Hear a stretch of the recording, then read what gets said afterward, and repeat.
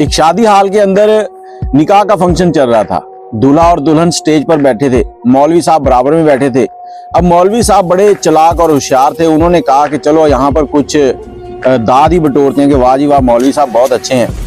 मौलवी साहब खड़े हुए और खड़े होकर पूरे मजमे से कहते हैं कि ये निकाह जो हो रहा है फलां फलां फलां फलां का, इसके होने पर अगर आप लोगों में से किसी को एतराज है तो वो बताए। अब पूरे हाल में खामोशी हो गई।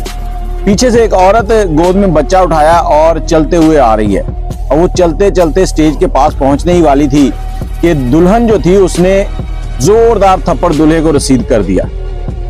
अब गहमा गहमी हलचल मचने लगी तो मौलवी साहब ने कहा रुको रुको, पहले इस लड़की की बात तो सुन लो। लड़की पास आई, स्टेज के पास पहुंची तो मौलवी साहब ने कहा जी आपको क्या एतराज है। तो लड़की ने जवाब दिया कि मुझे सुनाई कम देता है, पीछे आवाज नहीं आ रही थी तो इसलिए मैं आगे आई हूं कि ताकि सुन सकूं आप क्या कह रहे हैं। तो आपसे यही कहना चाहता हूं कि जल्दी में कभी भी कोई काम ना करें, थोड़ा सोच लिया करें, टाइम दिया करें, नहीं तो फिर आपके साथ भी ऐसा हो जाएगा।